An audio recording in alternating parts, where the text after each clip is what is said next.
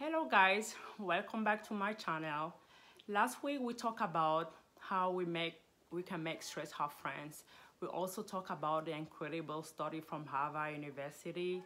Today we will talk about how we can use forgiveness as a tool to kind of like relieve stress. As per usual, I'm going to share with you my own experience, how I almost got raped by my own priest. Now think a minute. When someone you love betrays you, how do you feel? Well, obviously, you feel hurt, right? If you decide to keep grudges against that person, guess what? Uh, you will feel more hurt and more stressed out. You will not be in peace. Let's say that you decide to be a good person and not hold grudges against that person, and you go ahead and forgive him or her and let it go. How will you feel after that? Great, right? Yes, you will kind of like find that inner peace within yourself only because of forgiveness. So most people, right, kind of like use forgiveness as a tool to kind of like keep their peace and joy, to kind of like stay healthy and happy. So I'm going to share with you a very profound and personal experience where I kind of like use forgiveness as a tool to relieve stress. Forgiveness can be defined as a conscious, deliberate decision to release feelings of resentment or revenge toward a person or a group who has harmed you, regardless of whether they actually deserve your forgiveness. Forgiveness is for our own growth and happiness. When we hold on to hurt, pain, resentment, and anger, it kind of like harm us, you know, far more than he harmed the offender. Forgiveness free us to live in the present. Forgiveness allows us to move on without anger or seeking revenge. Many years ago, when I was in high school in Newark, New Jersey, I was in my last year in high school getting ready for college. I got an acceptance letter to Borough College in Manhattan, but they needed me to provide an affidavit of support letter from my parents. Since I was living alone, they say I can get the letter from my pastor or a priest. So they just needed a pastor or a priest to state that I live without my parents and that the church is supporting me. So I was very active, in my church parish. I was actually a choir member. Her priest knows me pretty well. The church knows my own story, how I was living alone without my parents. Brief, they kind of like know my situation as an immigrant. I was very, very close to my priest. He was like my biological father. So I was very open-minded toward him. I told him all my problems and family situation. At that time, I was new in the state, just about 14 months. Like I say, I had a very close relationship with this priest. So it was like my father. I trusted him. The church was helping me with food and other needs. I was working, at that time I was working part-time in the African breading shop right after school to be able to pay my bills, my rent, and take care of my needs. To cut the story short, right, the church was the only family I kind of like rely on, my only support at that time. One Sunday after Mass, I rushed to the priest and told him about the letter that the university in New York needed for my admission to the university. So he told me, no problem. to come on Wednesday on his office at around 4 p.m. He will have the letter ready for me by then. So his office was not too far. It was less than 6 foot step from the church. So I went there on Wednesday right after school at the appointed time. I rang the doorbell.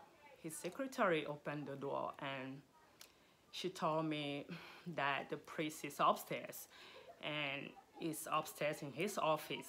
She added by saying that she was in her way out, that she's kind of like done for the day. That meant it was only me and the priest left in the whole building. So it was like a 2-story house. I went upstairs. The priest was sitting in his office. He greeted me. He was very happy to see me. I quickly told him the reason why I came to pick up my school admission requirement letter, right? So he brought the letter out. The letter was well done and notarized.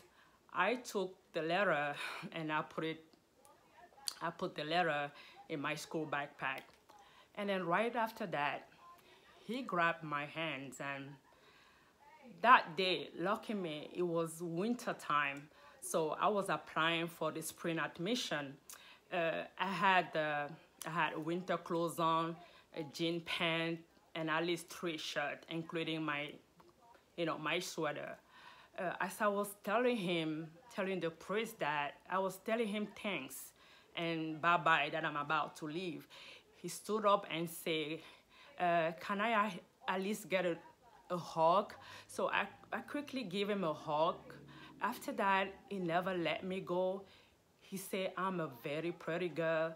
Since I started coming in the church, he has not been able to concentrate during the mass. That my beautiful eye kind of like make him lose control anytime he sees me in church. I was so confused. As I was fighting my way out from his arm, he refused to let me go. So it became like a roaring lion and started kissing me so profoundly. I was crying, pleading him to stop. He was so strong that I couldn't get myself out.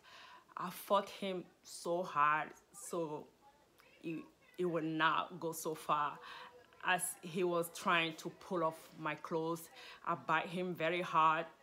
All of a sudden, he jumped off me. I quickly threw myself down the staircase and rolled like a ball and landed all the way down the first floor. So as I was about to open the door, he jumped down and landed right on top of me and continued where he left off. He continued with the kisses and trying to rip off my clothes. I continued to fight against him until my body couldn't.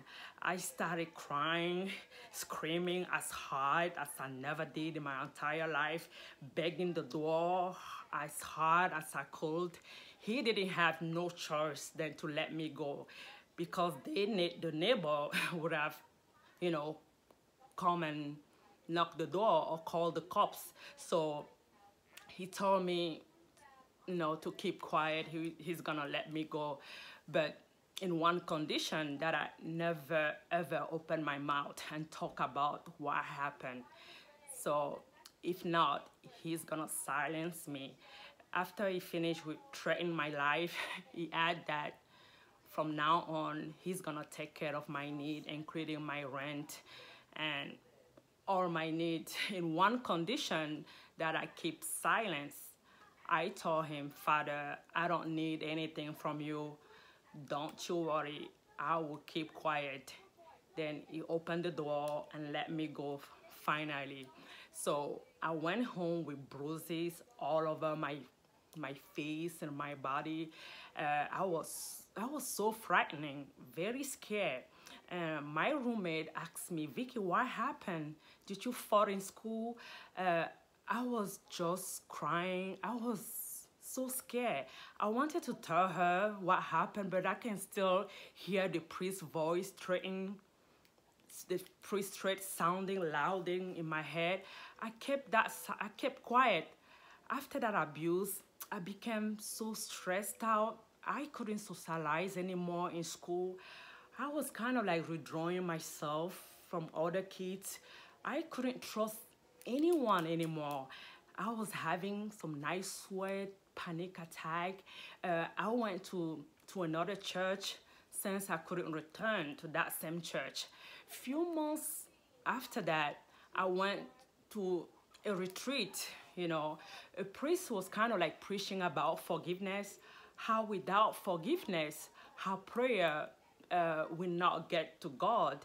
He told us a story of a girl who was sexually abused by her priest and needed to forgive that priest and let it go so she can receive blessing from God. So as I was sitting down there, I felt like it was me he was talking about. I felt guilty, and then I started crying because I was still hurting about what that priest did to me. Since that day, I let it go. I let go all the grudges. I forgave that priest and started praying. I even started praying for him. Since that, I started feeling great about myself. It was like a heavy load lifted off me. A few months after that, I went to a cathedral that was in Easter. I saw the same priest, the one that abused me. As he was walking down, he saw me. We looked at each other eye to eye. I felt no more pain or hurt. I smiled and he looked down on the floor. Guys, you have to learn how to forgive and let go all the grudges. If not, you will still be stressed out. When you don't forgive, you gave the other person that hurt you, you gave him power over you. Don't give them that opportunity to hold you down. Just like me, I choose to forgive that abuse priest. Since that day, I became a new person, a better me. If you have been hurt by someone you trust or anyone else, and you still feel pain about it, especially when you see or hear about that person, just find a place in your heart to forgive and forget. It will bring you peace, joy, and love. Try and let me know how you feel. I will see you next week in our next video on how to deal with stress. Thank you so much for listening. Try this and let me know how you feel. Trust me, you're not alone in this. We're on this together. Bye. Love you.